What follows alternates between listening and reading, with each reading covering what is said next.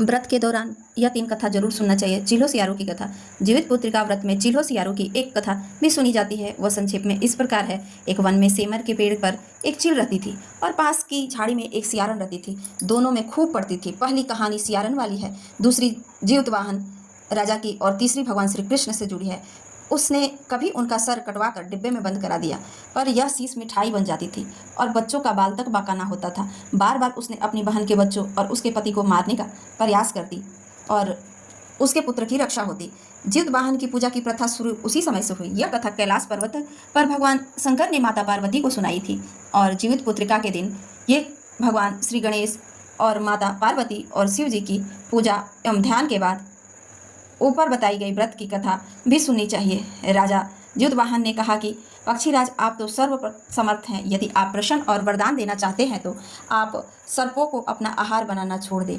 आपने अब तक जितने ही प्राण लिए हैं उनमें जीवन प्रदान कर दे। गरुड़ ने सबका जीवन दान दे दिया और नागों की बलि न लेने का वरदान भी दिया। इस प्रकार जीवतवाहन के साहस से नाम जाति की रक्षा हुई और गरुड़ ने कहा, तुम्हारी जैसी इच्छा जैसा वैसा ही होगा। हे राजा, जो स्त्री तुम्हारे इस बलिदान की कथा सुनेगी और विधि पूर्वक व्रत का पालन करेगी, उसकी संतान मृत्यु के मुख से भी निकल आएगा। गरुड़ और उनकी बहादुरी और दूसरे की प्राण रक्षा के लिए स्वयं बलिदान देने का हिम्मत से बहुत प्रभावित हुए थे। उन्हें स्वयं पर पछतावा होने लगा था। वह सोचने लगे कि यह एक मनुष्य है जो दूसरे के पुत्र की रक्षा के लिए स्वयं की बलि दे रहा है और एक मैं हूँ जो देवों के संरक्षण में हूँ किंतु दूसरे की संतान की बलि ले रहा हूँ। इस तरह जीव वाहन को मुक्त कर दिया और गरुड़ ने कहा, उत्तम मनुष्य, मैं तुम्हारी भावना और त्याग में बहुत प्रसन्न हूँ। मैंने तुम्हारे शरीर पर जो घाव किए हैं उसे ठीक कर देता हूँ। तुम अपनी प्रसन्नता के लिए मुझसे कोई वरदान मांग लो। इस तरह राजा ने गरुड़ से अपनी कठोर चोक का जो प्रहार किया था और जीमूतवाहन के शरीर से मांस का बड़ा हिस्सा जो नोच लिया था, इसकी पीड़ा से जीमूतवाहन की आंखों में आंसू बह निकले और वह दर्द से कराहने लगा। अपने पंजे में जकड़े प्राणी की आंखों में आंसू और मुंह में कराह सुनकर गरुड़ बड़े ही आश्चर्य में पड़ गए, क्योंकि ऐसे पहले कभी न हुआ था। उन्होंने जीमूतवाहन से उनका परिचय पूछा। जीमूतवाहन ने सारा किस्सा कह सुनाया कि कैसे एक स्त्री के पुत्र की रक्षा के लिए वह अपने प्राण देने आए हैं और आप मुझे खाकर भूख शांत करें। राजा जीमूतवाहन ने कहा कि हे पक्षीराज, आप तो सर्वसमर्थ हैं। यदि आप प्रसन्न हैं और वरदान देना ही चाहते हैं तो आप सर्पों को अपना आहार बनाना छोड़ दें। आपने अब तक जितने भी प्राण लिए हैं उनमें जीवन प्रदान करें।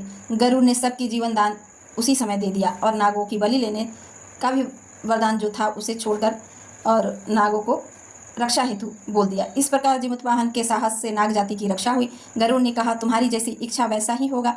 हे राजा, जो स्त्री तुम्हारे इस बलिदान की कथा सुनेगी और विधि पूर्वक व्रत का पालन करेगी, उसकी संतान मृत्यु के मुख से भी निकल आएगी। अब हम लोग भगवान श्री कृष्ण की कथा को सुनेंगे। यह महाभारत काल की कथा है। यह कथा महाभारत युद्ध के बाद अपने पिता की मृत्यु के बाद अश्वत्थामा बहुत ही नाराज था और उसके अंदर बदले की आग तीव्र हो चली थी, जिसके कारण उसने पांडवों के शिविर में घुसकर सोते हुए 5 लोगों को पांडव समझकर मार डाला था। लेकिन वे सभी द्रौपदी के 5 संतानें थे। उसके इस अपराध के कारण उसे अर्जुन ने बंदी बना लिया और उसकी दिव्य मणि छीन ली, जिसके फलस्वरूप अश्वत्थामा ने उत्तरा की अजन्मी संतान को गर्भ में मारने के लिए ब्रह्मास्त्र का उपयोग किया, जिसे निष्फल करना नामुमकिन सा था। उत्तरा की संतान का जन्म लेना आवश्यक था, जिसके कारण भगवान श्री कृष्ण ने अपने सभी पुण्यों का फल उत्तरा के अजन्मी संतानों को देकर उसके गर्भ में ही पुनः जीवित किया। गर्भ में मरकर जीवित होने के कारण उसका नाम जीवित पुत्रिका पड़ा और आगे जाकर यही राजा परीक्षित बना। तब ही से इस व्रत को किया जाता है।